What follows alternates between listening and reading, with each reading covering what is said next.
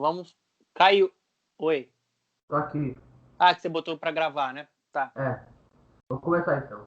Olá pessoal, bom dia, boa tarde, boa noite. Deixa eu horário que você esteja assistindo nosso vídeo, nosso programa. Está entrando mais um Tudo Aqui pelo canal do YouTube da VSVTV. Hoje eu estou aqui entrevistando o jornalista, comentarista esportivo Fernando Campos, o Donan. Tudo bem com você? Tudo ótimo, Vitor. É um prazer estar por aqui. Parabéns pelo seu trabalho. Jovem aí começando, né, nesse meio do jornalismo, começando muito bem. E é um prazer estar aqui com você. Vamos falar um pouco aí sobre futebol, sobre a profissão. Muito bem. A primeira pergunta que eu queria te perguntar é: quando começou a sua paixão pelo futebol? Ah, cara, desde criança, desde pequeno, eu sempre tive uma ligação muito grande. Sempre fui completamente apaixonado por esporte, né? Sempre praticando futebol, futsal. Também fiz natação por um bom tempo, né, no Fluminense, né, que é um clube que ficava perto da minha casa na época. E eu sempre me vi trabalhando com isso, cara. Sempre foi a minha alternativa. Eu tenho uma ligação também familiar, que meu avô, ele foi um grande narrador. Quer seu avô mesmo? Meu avô é o Geraldo Luiz. Ele não é tão Hum, conhecido ah, hoje, assim, né?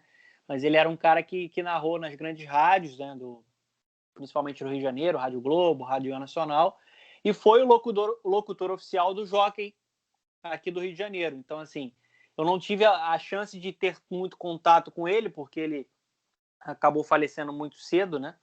Eu era muito criança ainda, mas todo mundo fala que tem uma ligação muito clara, que eu sou muito parecido com ele fisicamente, que eu sou muito parecido com ele nessa questão do amor pelo esporte.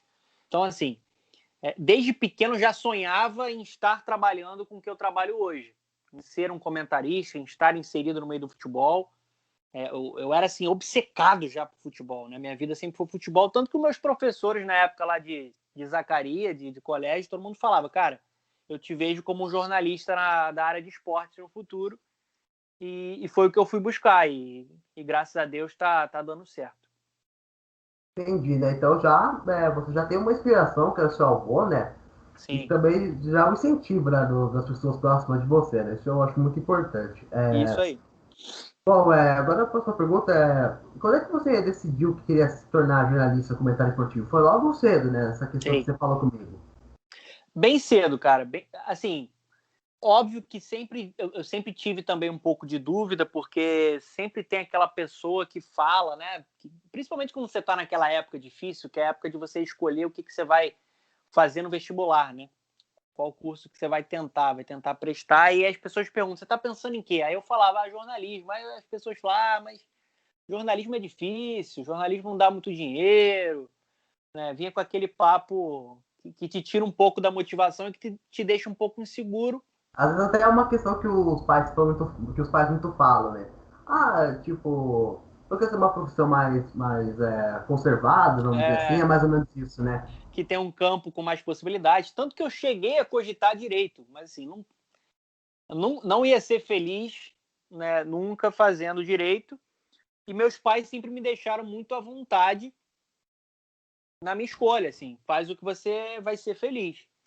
E como eu já tinha o desejo, o sonho de trabalhar com isso, como eu já olhava os programas e pensava, pô, eu quero estar lá, eu quero estar comentando um jogo, eu quero estar comentando um programa, isso só acabou sendo uma decisão mais fácil, né? E aí, diria que assim, foi um sonho de criança que foi amadurecendo e eu prestei o vestibular, acabei passando na PUC do Rio de Janeiro e aí desandou. De um nome consagrado naquela época que você já sonhava em ser jornalista esportivo, quem é que mais te inspirava nos nomes da época? Cara, tem muita gente boa, né? Que eu já olhava assim, admirando o PVC, né? O Mauro César, o Calçade. Mas o grande ídolo que eu tinha é o Lédio Carmona. Eu sempre gostei muito do trabalho do Lédio Carmona, eu olhava muito eles nos programas do Sport TV. Eu gostava muito do estilo dele ponderado, mas sempre sensato, né? Com conteúdo. E era o cara que assim eu mais me inspirava. São vários, assim. Eu tenho muitas referências atuais de pessoas que eu trabalhei tive a honra de trabalhar, de pessoas que eu tive a honra de conhecer. Inclusive, hoje o Lédio é um cara que eu considero meu amigo. Tenho aqui o contato, né, dele, né? Vira e mexe, eu tenho a possibilidade de conversar com ele. Então, assim, se fosse para escolher um, como eu já falei para ele, fala aqui no seu programa, acho que o Lédio Carmona é o meu maior ídolo. Entendi. E como foi o seu início de carreira? Meu início de carreira foi, assim, eu fiz a faculdade na PUC, né? Estudei lá, na PUC do Rio de Janeiro, jornalismo. E primeiro eu tive uma oportunidade numa web rádio, chamava Voz do Futebol. Isso foi em 2011. Foi em 2011. E lá eu comecei a ter o primeiro contato, além da faculdade, que você aprende, mas assim, eu costumo dizer que assim, o jornalista ele aprende muito mais na prática, né? Você aprende ali o conteúdo, óbvio, você acaba aprendendo conceitos básicos do jornalismo, mas na prática que você ganha a sua maturidade. E aí, lá na Web Rádio, eu comecei como redator, né? Escrevendo matérias, e tive meu primeiro contato com uma transmissão. Comecei a ser comentarista lá. E foi bem legal a oportunidade na época. O Otávio Neto, que é muito conhecido, você com certeza conhece, Sim. trabalhava comigo lá. O Pedro Moreno, que hoje está no Sport TV, está iniciando aí também como comentarista, né? Também era um cara que trabalhava lá. Então, assim, o Otávio narrava, eu comentava. E ali foi o meu início, cara. Eu comecei a ter essa oportunidade. Aí o projeto não deu tão certo assim na parte financeira, era difícil, né? Um projeto independente. Eu saí do projeto e aí eu entrei no esporte interativo, né? Eu entrei no esporte interativo, num projeto também de web rádio. Eles gostaram muito do meu trabalho. Já entrei como comentarista lá, primeiro ali como um freela, né? Mas eles gostaram muito do meu trabalho e aí eu fui contratado como estagiário lá, em 2012. E aí de estagiário eu fui crescendo, já fui trabalhando com outras funções, né? Eu tinha o meu papel ali de comentarista na web rádio, mas eu trabalhei como redator no esporte interativo, né? Como setorista de clubes de Sul Minas, eu trabalhei como produtor de TV, eu trabalhei com equipe móvel, que é a equipe que manda notícia por SMS, eu trabalhei nas redes sociais do esporte interativo, que são muito fortes, enfim, produção de evento, passei por muita coisa lá, assim. Mas sempre com o objetivo de vou ser comentarista da casa. Isso eu falei na minha primeira entrevista, estou entrando aqui para me tornar comentarista. E deu certo, cara. Eu acabei sendo contratado e, enfim, eu tô no ar, né? Na TV. Minha primeira transmissão na TV, cara, eu tinha acho que 22 ou 23 anos, né? Que é algo bem atípico dentro do mercado. Eu tive mérito, mas também eu consigo enxergar que na época eu tive uma empresa que deu mais espaço, né? Para um jovem. Então, assim, tô desde os 22 anos aí no ar. Tô com 31 hoje. Eu acho que até hoje, para comentar jogo, eu acho que até é uma situação de ter mais oportunidades. Não só na TV, mas acho que em rádio também. Porque hoje tem as web rádios no YouTube, né? Sim. Que comentam jogos. Por exemplo, eu mesmo faço parte de uma web rádio, onde eu comento jogos, que é Rádio Bicuda. É muito legal lá. Então hoje o mercado, você acha que hoje o mercado está mais aberto, na sua opinião? Mais aberto, cara, eu acho que talvez a gente tenha mais possibilidades independentes. É mais ou menos isso que eu ia Isso, falar. isso. Independentes, assim. Acho que tem mais possibilidade na, na, na, na mídia digital, né? Eu acho que, assim, a gente tem esses projetos de web rádio, né? E aí isso dá mais espaço, isso dá voz, um programa no YouTube. Acho que nesse ponto de vista o leque está mais aberto, mas acho que no ponto de vista de grandes empresas, eu vejo um momento de um leque mais fechado. Porque, assim, é mais difícil você conseguir chegar a um escalão, porque você tem uma concorrência maior, você tem um movimento no mercado de colocar aí jogadores numa intensidade um pouco maior, né? Então, assim, de maneira geral, eu acho que está mais aberto, mas nas grandes empresas é um momento um pouquinho mais fechado.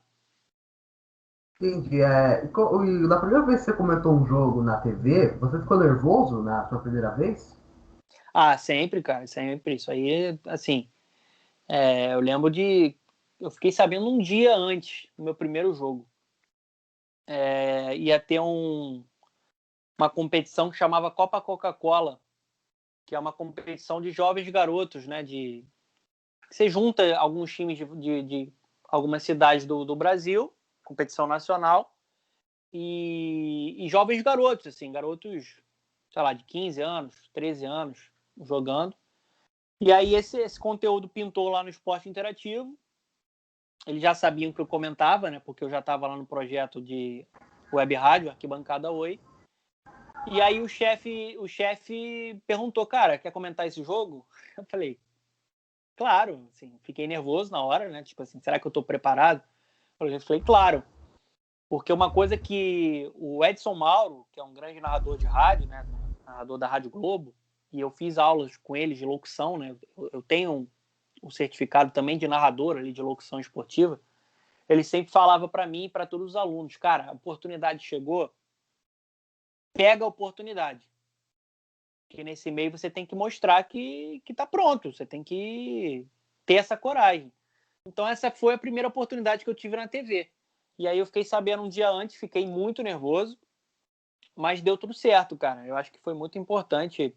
Aliás, eu acho que foi a minha primeira transmissão como comentarista e foi a primeira narração do Otávio Neto, que a gente formou a dupla e foi show, cara. Deu tudo certo. Até hoje a gente fica nervoso, cara. Até hoje, assim, óbvio, hoje eu tenho muito mais segurança e eu acho que eu evoluí como profissional, normal, né? Porque a experiência te traz isso. Só que eu até hoje fico ansioso, fico nervoso quando tem uma transmissão e isso faz parte. Esse frio na barriga, eu acho que ele é necessário em qualquer profissão. Qual foi o principal jogo que você comentou durante toda a sua trajetória? Cara, eu tenho alguns jogos, né, especiais aí. O primeiro jogo que eu fiz na Champions League foi um jogo que me emocionou muito, porque eu fiz muito cedo, né? Eu devia ter, sei lá, uns 25 anos. E eu nunca ia imaginar que com 25 anos eu ia estar comentando uma Champions, né? É de fato, assim, algo que não passava pela minha cabeça. E eu lembro que foi muito especial quando tocou o hino da Champions. Foi um jogo da Juve. Eu não lembro direito quem era o adversário. Eu tenho quase certeza que foi o Apoel. Mas foi um jogo que, quando tocou o hino da Champions e o hino da Juve, eu chorei. Assim, Traz eu uma pensei, emoção, né?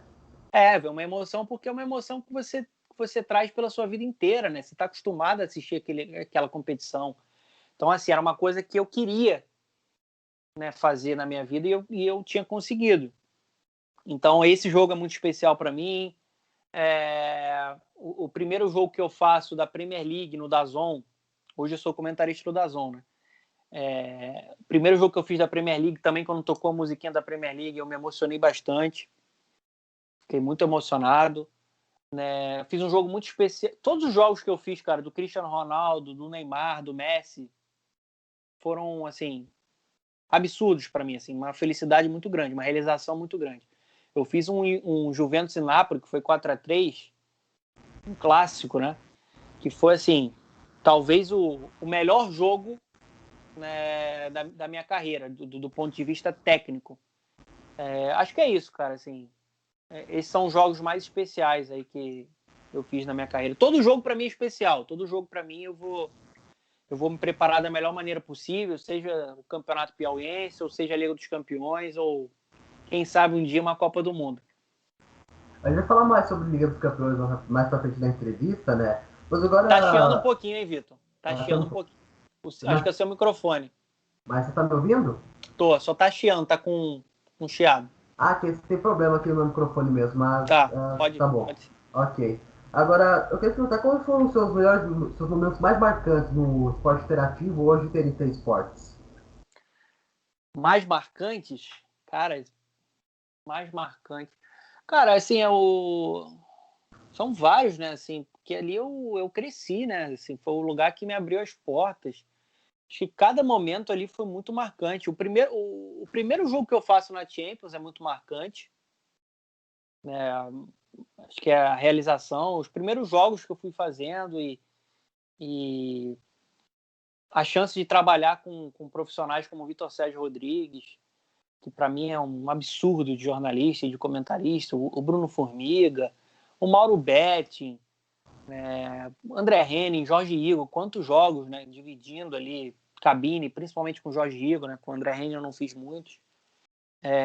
Trabalhar com o Zico, assim, ter a chance de conversar com o Zico, do Zico me chamar de Donan, assim, como se fosse um grande amigo, né, assim, e ter a chance de fazer um programa com ele ao vivo. Acho que assim, tudo foi muito especial, porque ali a gente formou uma família.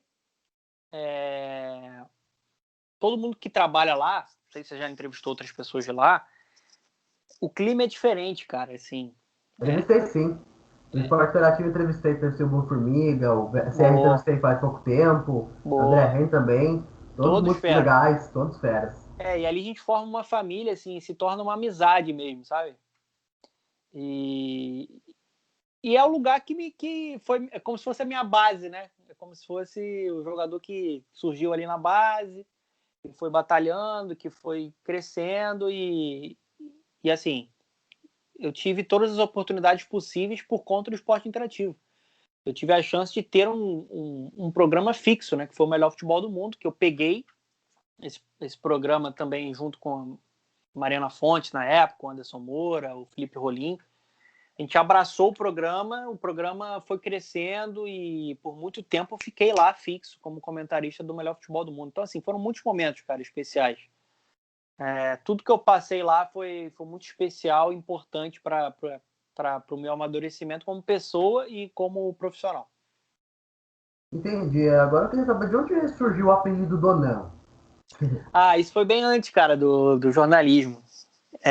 Donan e Nando ao contrário, né? Ah, É uma linguagem que eles chamam que é TTK. E aí, na época de colégio, tinha essa moda de botar esse tipo de apelido, né? E botaram meu apelido de Donan. E aí pegou, cara. Ninguém me chamava mais de Fernando. Até na minha casa as pessoas me chamavam de Donan. Meu irmão me chama de Donan. Se bobear, minha mãe me chama de Donan. Então, assim, pegou.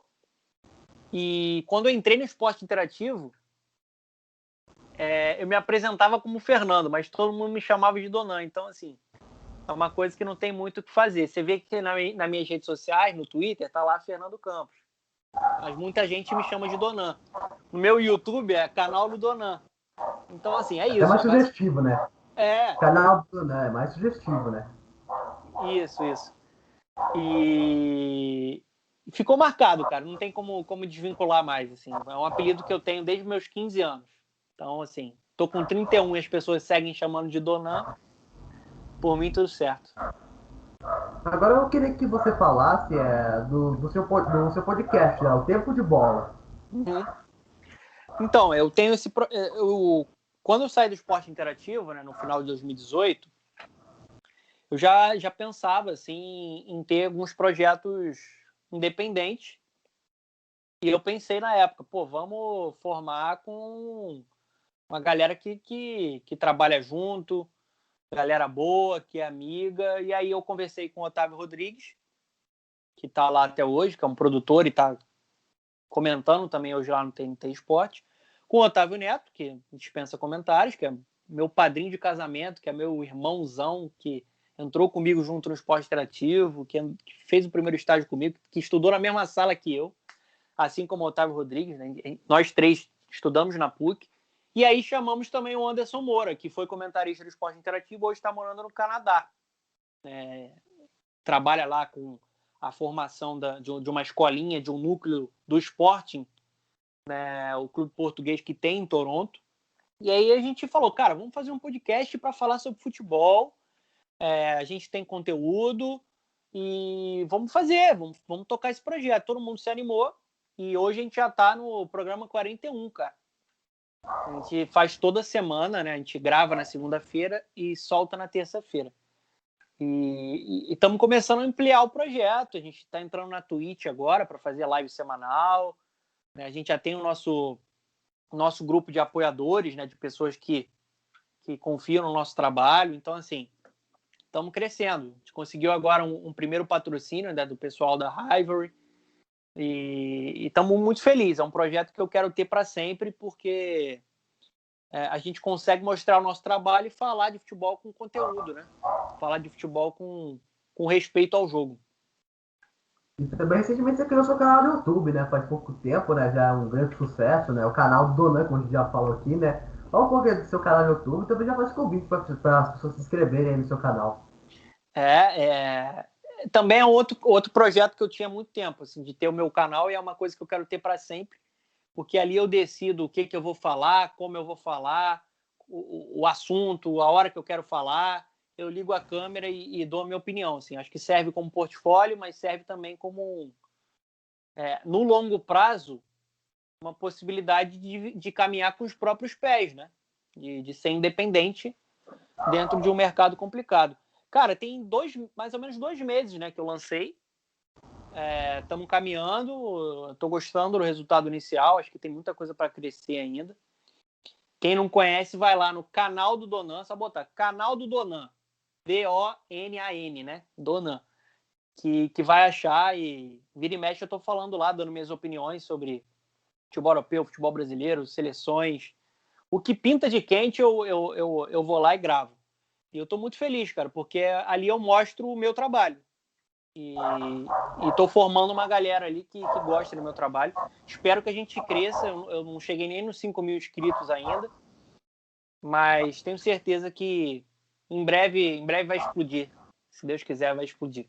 Ah, logo, logo vai. Conteúdo de muita qualidade, eu assisto todos os vídeos lá. É muito bom. O Donan é uma das referências pra mim, sabe? Eu gosto muito dos comentários do Donan, tanto no Twitter Obrigado. quanto no YouTube.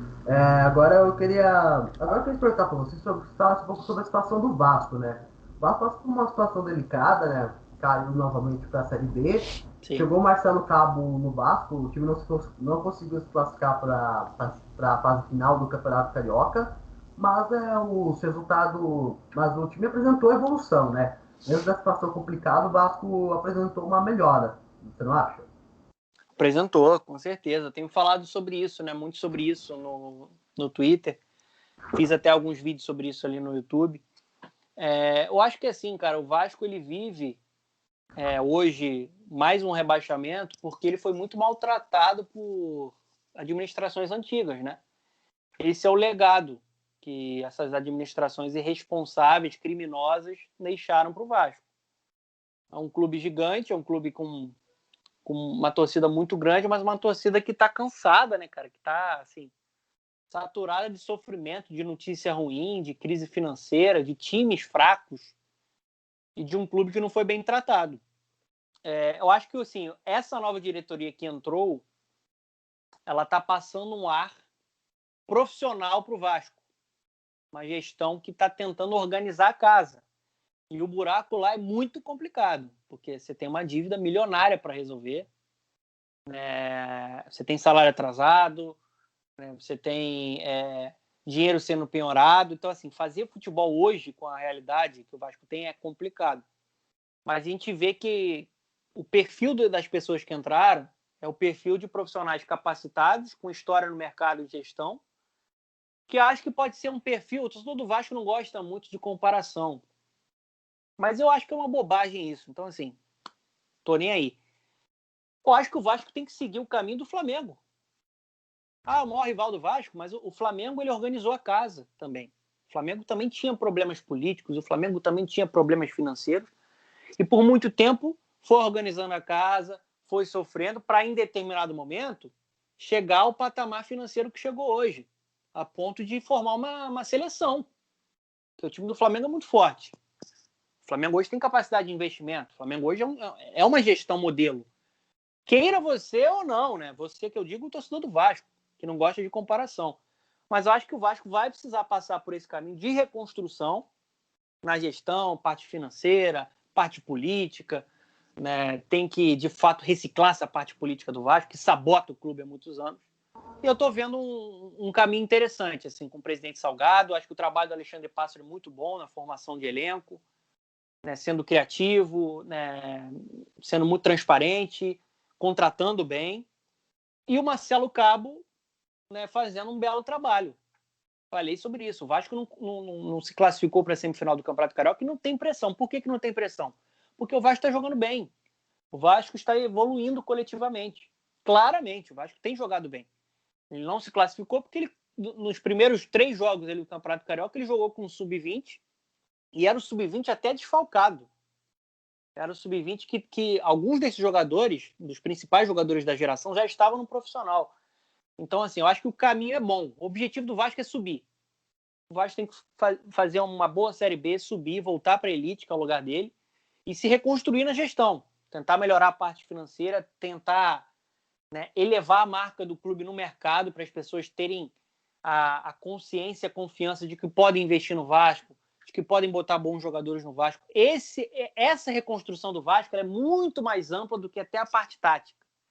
Mas eu acho que o time tem jogado bem, cara. Eu acho que assim, tem condição de fazer uma Série B com autoridade.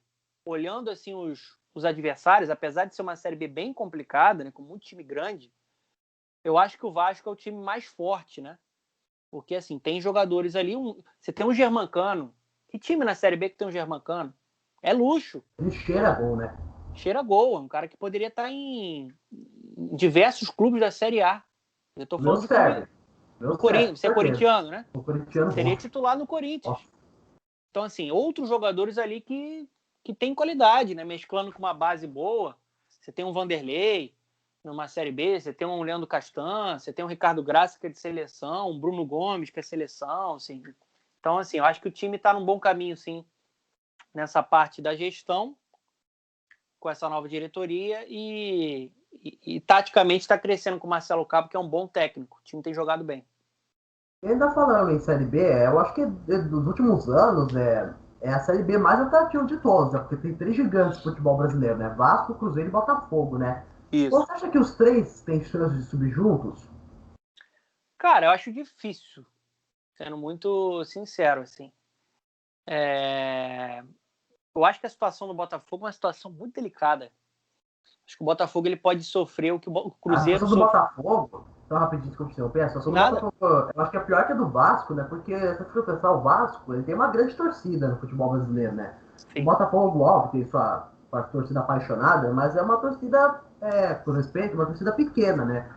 Então eu acho que o Vasco ainda pode salvar, tudo bem que estamos numa pandemia, né? Mas quando voltar a ter público nos estádios, o Vasco ainda pode salvar, né? É. Com a sua torcida, né? Por alta renda no estádio, né? Sim, a torcida do Botafogo é menor do que a do Vasco.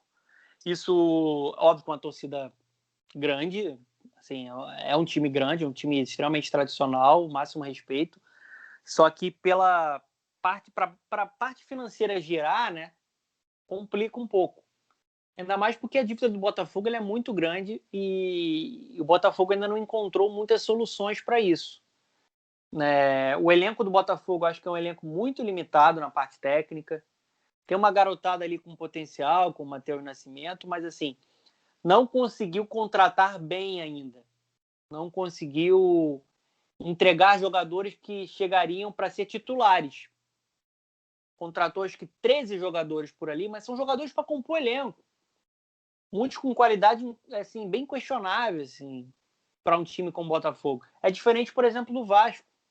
O Vasco O soube ser Vasco, criativo, né? o Vasco soube ser criativo, entregando um modelo de negócio aí de contrato de produtividade, com um teto salarial também. Mas o projeto do Vasco é um projeto hoje um pouco mais consistente. Óbvio que o Vasco tem muitos problemas, mas é um projeto que o jogador confia mais para ir. Então, assim, tem jogadores com mais qualidade, né? Eu acho que o Botafogo pode ter dificuldade, cara, porque assim, a situação financeira é crítica e o time é um time que ele é limitado tecnicamente e é inexperiente. Então, isso tudo pode ser um problema. A gente já viu aí uma eliminação precoce na Copa do Brasil para o ABC e jogando muito mal. Né? Acho que o trabalho do Chamusca é um trabalho bem abaixo, por exemplo, do Marcelo Cabo.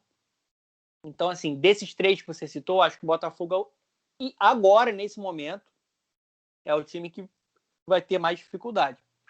O Cruzeiro, eu espero que faça uma Série B melhor do que a última, né? Acho que é um time que vem tentando melhorar. Tem o Rafael Sobis, tem o William Potker, tem o Fábio, também tem jogadores um pouquinho mais experientes ali. E vamos ver como é que vai ser a evolução no trabalho. Sobre o Cruzeiro ainda, não sei se você está acompanhando muito o Cruzeiro, mas sabe, jogos de domingo às 4 da tarde, vi alguns jogos do Cruzeiro, eu vi o time apresentou uma certa evolução, sabe? No último jogo, ó, que não é parâmetro, mas porque 4-0 na Patrocinense, então eu acho que o Cruzeiro até apresentou uma A certa Conceição, evolução. né? O Felipe Conceição. Tava no Guarani, fez um bom trabalho no Guarani, perdeu o fôlego na reta final, mas quase chegou a subir, está no G4 da Série B, né? Mas enfim, eu vi alguns jogos do Cruzeiro nesse último jogo que apresentou uma certa evolução, né? E agora vamos passar para outro assunto, né? Eu queria falar com você sobre um assunto que rolou no futebol brasileiro, que foi o pedido de demissão do técnico Ariel Rolando Santos, né? E você vai falar sobre isso e sobre o imediatismo no futebol brasileiro, sabe? A torcida sem paciência, não só com o Ariel Rolando também. Muitos torcedores do Palmeiras estão cobrando o Abel Ferreira, sabe? Que acabou de ganhar a tríplice coroa, sabe? Queria que você fala sobre esse imediatismo, a beça do futebol brasileiro que a gente vê atualmente. Eu fiz até um vídeo sobre isso no meu YouTube, na segunda-feira, falando sobre esse pedido de demissão do Ariel Holan, né? Cara, essa cultura é a cultura que joga o nosso futebol brasileiro lá para baixo. E é uma cultura que parte da imprensa tem culpa por tratar o futebol de uma forma resultadista, imediatista, e não analisar jogo, de não analisar contexto. E aí essa pressão exagerada, né? Acho que o que a gente vê no futebol é um retrato da sociedade brasileira. O Brasil está acostumado a buscar ou vilão ou herói. É o 8 ou 80, não tem meio termo, não tem equilíbrio. Eu falo isso em política, eu falo isso em futebol, acho que isso que acontece, cara. Eu acho que, assim, analisando a situação do Santos, você tem já um Santos que na última temporada, no início da temporada, tinha gente que colocava o Santos como candidato a rebaixamento, por todas as questões de impeachment, por crise financeira, por tudo que estava acontecendo lá. Aí o Santos tem uma temporada até surpreendente, porque vai para a final da Libertadores, né, ali com o Cuca. Jogando bom futebol, né? Na Sim, Libertadores, né? pelo menos na Libertadores ali, em jogos chaves, né, contra o Grêmio, contra o Boca, jogou bem. Principalmente nos jogos na Vila Belmiro. Não era um primor de time, né? Era um time que tinha um estilo Cuca. E é justamente nesse ponto que eu tenho que tocar. O Cuca enxergava o futebol de uma maneira diferente. O Cuca até hoje ele preza por perseguição individual na marcação. É um treinador que ele depende muito da individualidade do atleta. E aí o Marinho jogou muito bem, o Soteldo também. Então, quando você contrata o Ariel Rolland, você tem que saber que esse cara pensa futebol de uma maneira diferente. Que é um estilo de jogo posicional, que é um estilo de jogo marcado por zona dentro do campo, que é um estilo de jogo de propor jogo, de ter posse de bola, de ser protagonista. Então, assim, só essa ruptura já precisa de tempo, porque o técnico não é mágico. O time não faz uma coisa uma temporada inteira e passa a fazer outra, assim, no estalar de dedo. Então, assim, só por conta disso já era para ter calma. E teve parte de torcida que não teve calma. Grande parte da torcida do Santos queria o Ariel Rolland ainda na equipe. E aí você vem para salário atrasado. Bana a FIFA que não podia contratar jogador. Nem se quisesse podia contratar jogador. Se pudesse contratar, não tinha dinheiro para contratar. O principal jogador do Santos fez um papelão, foi o Marinho, de fazer biquinho, não aceitar ser substituído e não cumprimentou o técnico. Isso aí é horrível pro vestiário. Não adianta falar que não é, porque é. Isso aí é horrível, o recado é horrível, um desrespeito com o técnico. Então, assim, cara, é muito problema. É muito rojão para um cara que é gringo chegar e ter que administrar isso sozinho. Ainda mais com um calendário que o Santos está jogando 3 vezes na semana. Então, assim, falta um pouco de calma, de um pouco menos de paixão. A pessoa entender o contexto, entender os problemas que o clube tá entregando. Porque, assim, o Santos não entregou solução pro Rolland. Nenhuma. Só entregou problema. Então esse cara não tem que ser colocado como um milagreiro, né? Ele é um técnico de futebol. E o futebol precisa de sequência, de processo. Então acho que assim, o caso dele é um retrato do que a gente vê no futebol brasileiro. Eu já falei sobre isso, acho exagerado as críticas para o Ceni. Eu acho que qualquer um que fosse substituir o Jorge Jesus depois de 2019 ia sofrer, porque foi um time histórico, foi um time que ganhou tudo, foi um time fora da curva. E quer parar? Tá tudo bem? Ah, não, desculpa, só meu pai que veio aqui rapidinho, pode continuar. Ah, Daí tá. eu... Então, assim, a crítica exagerada para cima do Ceni, né? Acho que ele tem a melhorar, tem que melhorar, mas no geral ele faz um bom trabalho. E o mesmo com o Abel Ferreira, que você falou aí. É loucura, cara. É loucura. O cara acabou de ganhar 3 títulos aí, 2 títulos, né? Porque ele não estava no primeiro, mas 2 títulos com o Palmeiras aí, Copa do Brasil e Libertadores. E aí vem um pedido de demissão pro cara, por conta do quê? Do Paulista? Não está se classificando no Paulista? E aí esquecem de analisar o contexto, que jogou muitas vezes com um time jovem, que teve que girar por conta de calendário. Então, assim, cara, tá tudo errado, cara. Assim, É absurdo, né? Completamente absurdo. absurdo. Outra questão, né? Como você vê, isso é um exagero demais. Né? A gente estava até comentando isso no Fute Debate, no programa do meu canal ontem, que eu faço um debate sobre futebol também. É absurdo demais essa cobrança exagerada. Né? Por exemplo, você citou o caso do Rogério Ceni, né? Óbvio que tem como gestores defensivos do Flamengo, né? Mas, pô, o cara acabou de ganhar um Campeonato Brasileiro, uma Supercopa do Brasil em cima do talvez do ponto de vista financeiro, um rival do Flamengo para conquistar títulos, que é o Palmeiras, certo? Então a cobrança é exagerado demais, velho. Muito. Mais esse pedido de demissão do Ariel Roland, né? Agora, falando justamente do Flamengo e Palmeiras, né? Eu só tem uma questão que eu abordei com o VSR na última entrevista que eu fiz, que foi essa questão de uma possível, vamos dizer assim, espanholização do futebol brasileiro, de 2 times disputarem o título, que pode ocorrer com o Flamengo e Palmeiras, a gente sabe que muita gente fala que o futebol brasileiro é um único campeonato que vários times, como favorito, tal, que vários times têm chance de disputar. Mas você acha que pode mudar isso daqui para frente, com times que um alto investimento, ou seja, os grandes favoritos? É, ou não, sabe? Eu particularmente acho que não, porque ainda assim há um nível de equilíbrio muito grande, né? Porque o próprio Internacional, né, com o elenco mais limitado, chegou a última rodada com o elenco com chance de título e quase conseguiu tirar o título do Flamengo, né? Então, particularmente, eu não acredito nessa possibilidade, mas o que você acha disso? Cara, eu acho que a gente tem times mais destacados na parte financeira, com mais capacidade de investimento, mas eu ainda vejo muitos erros nos projetos esportivos, né? Principalmente, sim, escolha de técnico, contratação errada. Eu acho que tem alguns erros do ponto de vista do departamento de futebol em alguns clubes. E aí isso torna o futebol brasileiro mais nivelado. Eu não vejo assim como, pelo menos no curto prazo, esse processo aí de La Liga, né? De ver só Barcelona e Real Madrid.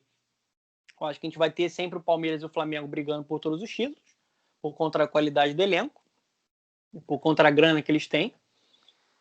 Mérito deles também, porque trabalharam para organizar a casa. Né? O Palmeiras, óbvio, tem um grande patrocinador, mas também, o Palmeiras também tem méritos nessa organização da casa do clube, né? Mas a gente tem aí o Inter sempre chegando, né? Você tem um Grêmio que chega mais em Copa, né? O Atlético Mineiro tem um grande aporte financeiro, erra muito no departamento de futebol, né? Principalmente contratação de técnico. Eu acho que a gente vai ter sempre uma disputa um pouco mais nivelada por aqui. Mas o São Paulo fazendo de novo uma temporada forte, eu acho que o São Paulo esse ano aparenta que vai ser mais forte do que a gente viu na última temporada, né? Com o bom trabalho do Crespo, acho que o elenco recebeu algumas peças ali de qualidade. Então acho que assim é mais equilibrado. Eu acho que mais clubes eles têm condições de brigar por títulos ali. Mas que Palmeiras e Flamengo sempre vão estar ali na primeira prateleira, pelo menos por um bom tempo, eu não tenho nenhuma dúvida. E eu espero que os clubes entendam que sem gestão profissional, essa distância vai ficar cada vez maior. Eu falo isso porque eu moro no Rio. Eu moro no Rio de Janeiro e assim, a distância hoje do Flamengo para os outros é uma distância já considerável, sim, principalmente financeiramente, né? O clube caminhando de uma maneira um pouco mais saudável. A gente tem ali o Fluminense fazendo uma Libertadores forte, né? Mas costuma ser atípico, sabe? Não costuma ser um caminho frequente ali em um nível alto. O Vasco, por exemplo, estava jogando a Libertadores em 2018, mas caiu em 2020. Então, assim, acho que os clubes precisam entender que sem gestão profissional, sem organização, vão oscilar, enquanto esses clubes vão se manter ali na primeira prateleira, e quanto mais eles estão ali no bolo, amigo, em cima, é taça.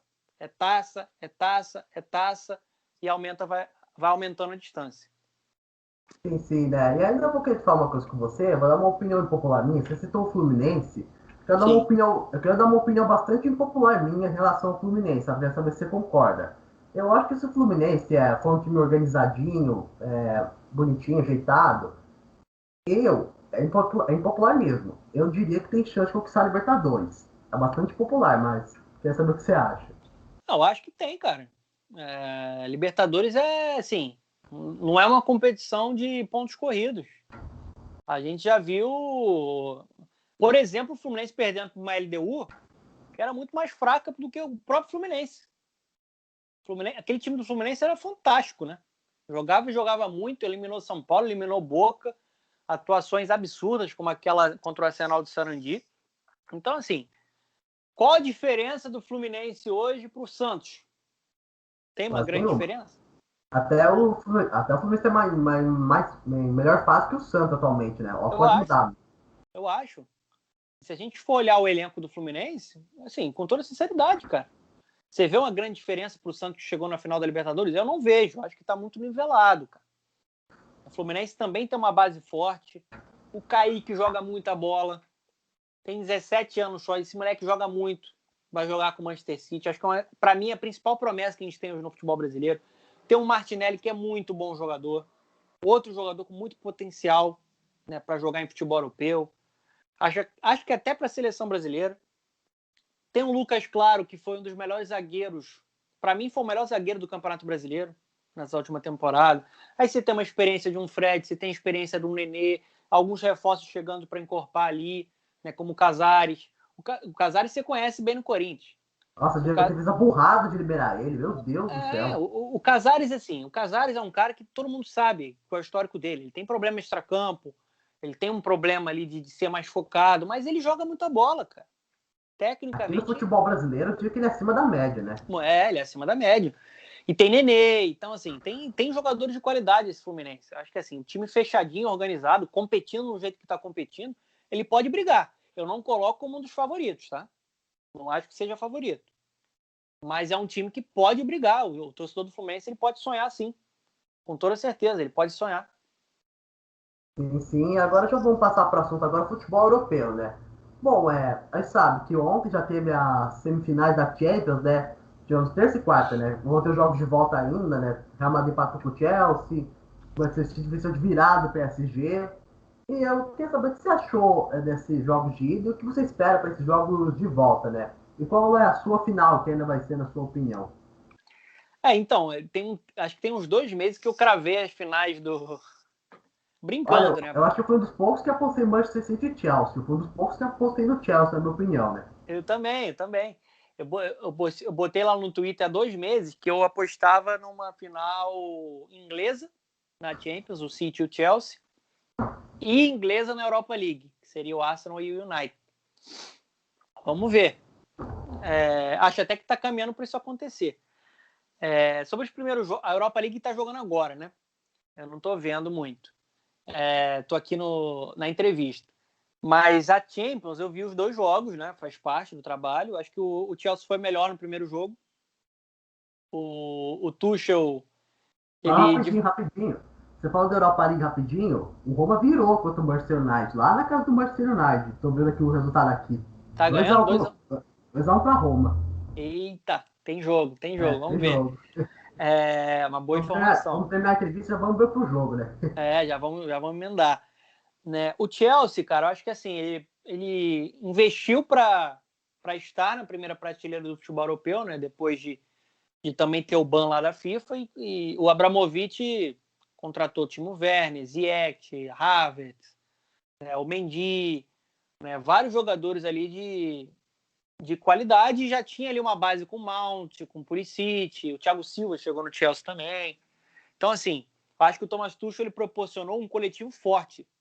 Hoje eu vejo o Chelsea em campo, eu vejo um time equilibrado, muito difícil de ser batido. Muito difícil de ser batido. Já mostrou isso, inclusive, eliminando o Manchester City aí, né, de competição de Copa Nacional. E foi superior ao Real Madrid. Porque, assim, a defesa é muito difícil de ser vazada, o meio de campo é um meio de campo muito dinâmico. Para começar, tem um Kanté, né? Aquele cara é absurdo. Ele jogou muito. Foi o melhor em campo. Ele é uma coisa assim assustadora. O cara é onipresente. Ele marca e é um motorzinho. Então, assim, o time tem muita qualidade e tem hoje uma organização. Né? Tem um time bem equilibrado ali. Eu acho que, assim, precisa ser um time mais letal. Precisa matar mais o jogo. O Timo Werner está numa fase muito ruim. Mas eu acho que ele é um grande jogador. Então, assim, conseguiu o gol fora, empatou fora de casa. Para mim é favorito. É um time hoje, acho que para mim, mais estruturado do que o Real Madrid. Só que esse confronto tá aberto, né, cara? O Real Madrid também vem crescendo aí com o Zidane. Tem um Karim Benzema, que para mim é um super, super craque. E tá aberto. Né? Eu acho que o Chelsea passa, tá? Na minha opinião. E sobre City e Paris Saint-Germain, eu acho... Eu já fiz vídeo sobre isso no YouTube. Eu acho que o Manchester City é o melhor time do mundo na temporada. Porque também tinha problemas defensivos na última temporada e o Guardiola conseguiu ajustar isso, contratou um Rubem Dias, que está fazendo uma grande dupla com o Stones, e esse time já tinha muita qualidade para construir o jogo, né? Trabalhar no estilo Pep Guardiola com posse de bola. Então, assim, acho que mostrou a força no segundo tempo. É um confronto que está aberto também, porque o Paris Saint-Germain é o Paris Saint-Germain de Neymar, de Mbappé, é o Paris Saint-Germain de Di Maria, do Paredes, do Verratti. É um time de muita qualidade, cara. O Navas, o Marquinhos. Vai ser um detalhe.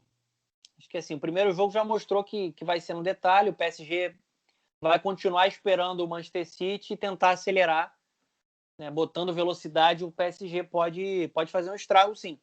Mas se você me pedisse aí uma aposta, eu acho que a gente vai ter uma final inglesa entre City e Chelsea nessa temporada de Champions. Vamos ver na semana que vem. Aí você me cobra para ver se eu errei ou se eu acertei. Bom, mas assim, eu também acho, eu apostei faz tempo, acho que vai ser City e Chelsea mesmo. Eu já falei, já elogiei várias vezes o Chelsea nas minhas redes sociais. Mas eu queria também de você uma coisa, falando agora, justamente falando de Champions, passando para o assunto melhor do mundo. Quem você acha que vai ser o melhor do mundo essa temporada? Eu já vou dar minha opinião aqui. Eu já acho que já passou da hora do De Bruyne ganhar um prêmio de melhor do mundo. Porque eu sou muito fã do De Bruyne. Eu não canso de exaltar o De Bruyne. Eu falei dele em um dos vídeos meus, que pra mim, todo passe que ele dá pro companheiro, praticamente todo passe que ele dá pro seu companheiro, é pro companheiro aproveitar, porque é um passe completo praticamente. Seja pro companheiro fazer um gol, ou pro companheiro fazer alguma coisa com aquele passe, dar uma tocada, dar um passe pro outro fazer o gol. É um passe que o companheiro dele tem que aproveitar, sabe? O De Bruyne é fora de série, sabe? Não, eu concordo com você. Você falar isso prova o quanto você conhece de futebol. O De Bruyne é um baita de um craque, cara. Para mim, assim, do ponto de vista do meio-campo, meio-campista, para mim ele é o melhor do mundo. E eu acho que ele é um dos favoritos, né? Eu não consigo apontar, cara, quem vai ser o melhor, tá? Eu posso te apontar quem tá cotado para a briga. Eu acho que o De Bruyne tá muito cotado, porque cresceu na temporada, depois de um início ruim.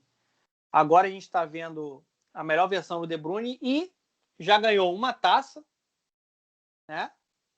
Que foi a Copa da Liga Inglesa. Vai ganhar a Premier League. Pode ser campeonato nesse fim de semana, o City, né? Pode ser nesse fim de semana. Sábado. E pode ganhar a Champions. Então, assim, se ele ganhar tudo isso, é dele. Não tem como. O critério é muito baseado em grandes conquistas, né? E ele tá jogando muito bem. Então, acho que ele é cotado. O De Bruyne é um deles. Acho que o Karim Benzema também é muito cotado, porque ele tá fazendo uma grande temporada, com muitos gols, com assistências. né, tá brigando pelo título de La Liga e tá brigando também pela Champions. Então, assim, acho que quem ganhar a Champions vai acabar ganhando uma vantagem. O Mbappé é um dos favoritos, porque ele é um dos maiores artilheiros da Europa, está jogando muito bem, conseguiu jogar bem mesmo quando o Neymar não estava em campo. Também está numa final de quase, né? Pode ir para uma final de Champions, se ganhar a Champions é dele. E também um campeonato francês ali pode pesar ainda mais. Né? E aí eu acho que assim, no máximo o Messi, cara, acho que seria o outro cara. Eu acho que o Lewandowski nessa temporada eu não vejo muita chance dele ganhar, apesar de ser o maior artilheiro da Europa. Eu acho que o Messi ele tem mais chance por conta do nível de jogo dele, porque de novembro para cá ele tá jogando muito.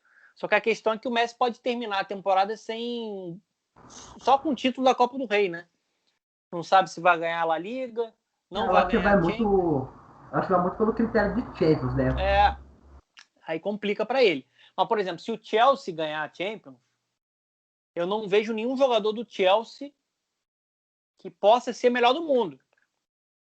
Eu acho que, por exemplo, o Mason Mount, é um grande jogador. Faz uma bela temporada, mas ele não faz uma temporada para ser melhor do mundo. Se o Chelsea for campeão e ele ganhar a bola de ouro, eu vou achar absurdo, na minha opinião. Eu acho que ele não vai ter sido o melhor jogador do mundo. Aí vai ser assim, é melhor dar o prêmio pro Chelsea, né? Melhor dar o prêmio pro Thomas Tuchel. Mas acho que não vai sair muito disso não, Vitor. Vai ser por aí. Acho que ou Kevin De Bruyne, Mbappé, Karim Benzema, Lionel Messi. Óbvio que a gente tem uma temporada típica, porque tem Euro, né? E tem Copa América. Então, assim, não sei se a Inglaterra ganhar, será que o Harry Kane poderia ser o melhor do mundo? Que também faz uma grande temporada. Eu acho difícil, cara. Acho que não vai sair muito desses nomes, não. Acho que vai ser entre Mbappé, Kevin De Bruyne, Cavani ou Messi. Fica a minha torcida pro De Bruyne, sou muito fã dele, eu não canso de exaltar ele. Até brinquei um dia. Eu até brinquei nos meus stories do WhatsApp, no Twitter também, até brinquei. Já que a gente tá numa fase vamos dizer assim, saudosismo, se a gente for pensar, que muita gente exalta jogadores do passado, eu pelo menos vou poder contar pros meus filhos, quando eu tiver filhos. Eu vi Kevin De Bruyne jogar, sabe? Vou poder falar pra eles pelo menos isso, sabe? Sim, com certeza. Bom, agora já vamos passar, ainda falando de futebol europeu, nossa penúltima pergunta. Eu queria que você avaliasse como você avalia essas finais dos principais campeonatos europeus, né? Bundesliga parece que já está com o título do Bayern, né? Se a gente for pensar. Outro, né? Então, né? La Liga tá bem equilibrado, juro que eu não esperava ver uma La Liga tão equilibrada, com quatro times com chance de ser campeão. O Barcelona perdeu agora, do Granada. Então, mas a gente tem 4 times com chance de ser campeão. Tem o Atlético de Madrid, o Real Madrid e o próprio Sevilla. Faz uma grande temporada. A Premier League já está com o título definido para o Manchester City, né? Já pode ser campeão esse fim de semana. O italiano também está numa briga boa por vaga para a Champions. Nosso campeão já está quase definido, que é a Inter de Milão, né? Mas como é que você avalia essa reta final dos principais campeonatos europeus, Donan? Principalmente, acho que o que mais está chamando a atenção é a La Liga, que a gente não sabe quem vai ser campeão. Todo mundo esperava o Barcelona ganhando no Granada agora, que é um adversário complicado, e perdeu de virada, né? Vinha ali controlando as ações, segundo tempo do Granada bom, explorando velocidade, sendo muito eficiente. Virou o jogo. O Barcelona vencesse, pegava a liderança, ia depender só de si. Então, assim, eu acho que a gente tem 4 forças ali, né, bem interessantes. O Atlético de Madrid começou disparado, patinou, né? Começou a tropeçar e agora está voltando a ser um pouquinho mais regular. Vamos ver se vai conseguir segurar essa liderança. E tem o Real Madrid que vai... Acho que a condição do Real Madrid ela vai depender muito da Champions. Se o Real Madrid for eliminado na quarta-feira pelo Chelsea, aí vai começar a botar força total para ganhar mais uma La Liga, né? É o atual campeão. E o Sevilla, acho que assim, o Sevilla, cara, a gente tem que... Para mim, o melhor futebol hoje da Espanha é do Barcelona, tá? Só para finalizar. Mesmo com essa derrota aí, eu acho que o time que tá jogando mais futebol, de uma forma mais encantadora, é o Barcelona. Acho que o time cresceu bastante na temporada aí com o Koeman e com o Messi, o Griezmann jogando bem em 2021. Em 2021, né? Em 2021, o Griezmann tá jogando bem. o Frank de Jong, só que não dá para ter certeza que vai ser campeão porque perdeu os jogos-chave, né? Perdeu para o Real Madrid, perdeu para o Granada agora, vai ter um confronto direto ainda com o Atlético Madrid, que pode ser uma final. E eu queria destacar esse Sevilha do Lopetegui, né, cara? Que a temporada do Sevilha é coisa de maluco. Temporada muito forte do Sevilha. Uma pontuação acima de 70, uma coisa assim que a gente não está acostumado. E se derem mole, ele vai lá beliscar, hein? Se derem mole, o Sevilha vai beliscar. É um time que tem, né, sido protagonista na Europa nas últimas temporadas, principalmente na Europa League. E quem sabe uma história aí, uma história legal da gente acompanhar, né? Se o Sevilha for campeão da La Liga, vai ser uma história fantástica ali, porque assim, era meio que o patinho feio, né? E é um time muito consistente, muito organizado, assim, com qualidade dentro do elenco. Vamos ver. Até a final da Liga vai ser emocionante, né? E E agora, também, só para finalizar, pode que você falar. perguntou além, né? Desculpa que eu não respondi tudo. Pode A falar. Ligue 1 também, né? A Ligue E a 1 Liga? é outra competição que a gente... Outra que tá fora do normal, né? Porque a gente não esperava que o PSG fosse ter toda essa dificuldade toda, né?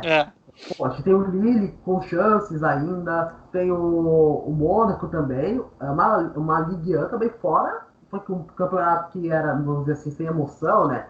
Muita gente não colocava entre os principais da Europa, tudo aqui tem o PSG, que é uma das forças da Europa atualmente, mas ninguém tinha muita emoção, assistir a Ligue 1, né? O campeonato francês que sempre já tinha o seu campeão definido, tá bem emocionante. Podemos ter, depois de muito tempo, um time que não é o PSG campeão, né? Sim, o Lille não é campeão desde a temporada do Hazard, cara. Que o Hazard tava lá, depois vai pro Chelsea.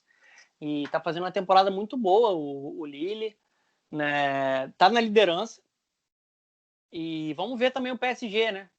O PSG tem um jogo contra o Lens no sábado. Será que vai poupar? Porque vai pensar na Champions na terça-feira. É aquela... O que virou o campeonato francês, né? Se o PSG ganhar, é obrigação, que é disparado o time mais forte. Mas se não ganhar também é um vexame. Sim. É um vexame. Começa a salgar lá no quintal do Paris Saint-Germain, né? Acho que é o grande favorito, mas não dá para duvidar de um Lille que há tanto tempo está ali, né, brigando e na liderança, e um Mônaco que está crescendo aí com o Nico Kovac, né? O Ben Yedder é um time de qualidade, o Mônaco. Vai ser legal acompanhar essa reta final de futebol europeu. Acho que o contexto de pandemia também, Vitor, ele deu uma nivelada ainda maior.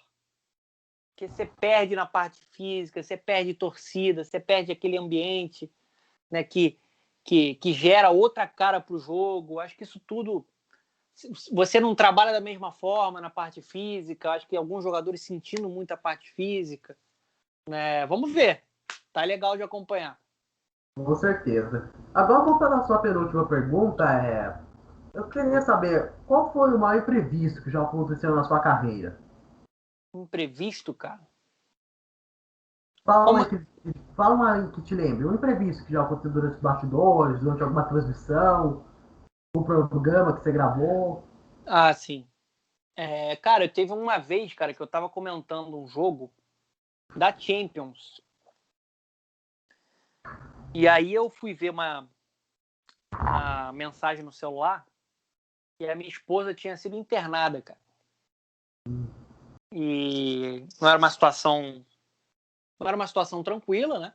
Era uma coisa chata, assim, e aquilo foi um imprevisto, assim, porque tive que ter um jogo de cintura, de não saber o que fazer, né?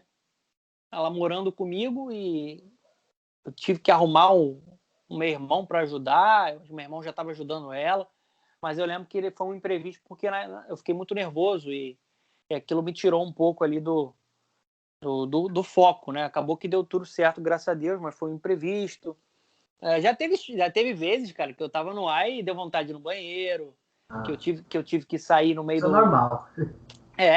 Tive que pedir intervalo para ir no banheiro, ou então tive que mandar o apresentador segurar para ir no banheiro, ou então estava fazendo um jogo e tinha vontade de ir no banheiro e deixava o narrador. Isso acontece, cara. Isso aí acaba acontecendo. Teve uma vez, cara, você vê, você pede uma pergunta, eu já tô lembrando aqui de alguns casos. Não, normal, pode continuar. Para quem não não acompanhava muito o esporte. Minha última aparição no esporte interativo, antes de eu ter saído, eu estava ao vivo, jogando em casa, e eu passei mal, cara, ao vivo. Comecei a passar mal e minha pressão baixou e comecei a entrar num desespero, porque eu estava ao vivo, né? E aí eu falei com o diretor no ponto, falei, cara, chama o intervalo, eu tô passando mal, vou desmaiar ao vivo. E aí eles tiveram que me carregar no estúdio, chamaram o intervalo às pressas, tiveram que me carregar e eu fui para o hospital. Eu tive que largar o jogando em casa. E aí foi minha última aparição na TV. Né? Porque depois até faço um jogo, mas assim, que eu apareci na telinha, foi minha última aparição, né, lá no esporte interativo. Eu acabei passando mal. Acho que eu já estava sentindo que ia acontecer alguma coisa, né? Eu já estava sentindo que ia acontecer alguma coisa, mas deu tudo certo.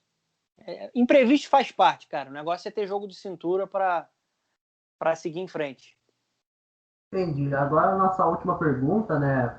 Queria saber que dica você dá para quem quer ser jornalista esportivo?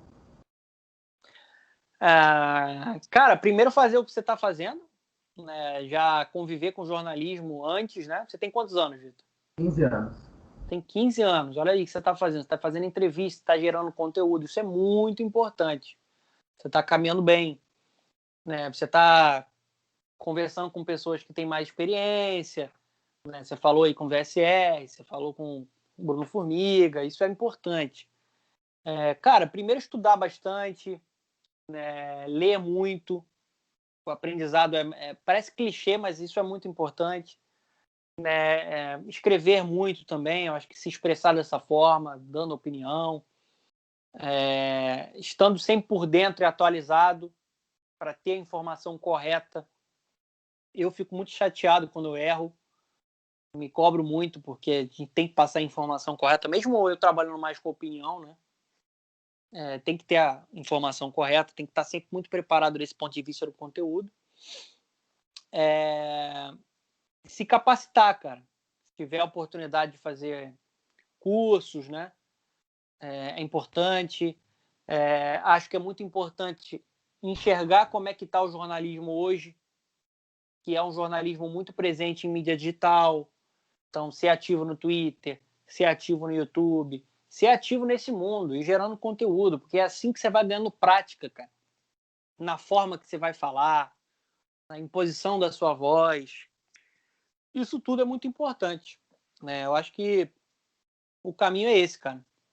É trabalhar, estudar bastante, se capacitar e estar nesse mundo digital aí, gerando conteúdo, porque o jornalismo vai pedir muito disso. Quanto mais você souber funcionar em diferentes plataformas, melhor para você. Você vai sair na frente. Entendi. Bom, pessoal, uma entrevista muito legal, batemos super papo, 1 hora e 2 minutos aqui. Estamos um programa tudo aqui pelo canal do YouTube da VFBTV. Muito obrigado, Donan, pela entrevista aqui, foi um prazer. Eu que te agradeço, Vitor. Já estava um tempo aí para conseguir marcar, mas deu certo hoje. E desejo sucesso aí. Você tem só 15 anos, parabéns pelo trabalho. Né? Se é isso que você quer, segue em frente, vai batalhando. O caminho é complicado, né? Mas se você ama isso, vai para frente, cara. Vai para frente. E te agradeço aí pela oportunidade, pela confiança, pela admiração. E um grande abraço aí para a galera do VFVTV. Falei certo? Isso aí, isso aí. VFVTV. Vamos seguir lá o VFVTV para dar moral pro nosso querido Vitor Franqueira. Valeu novamente, Donan. Muito obrigado a todos pela audiência e até mais.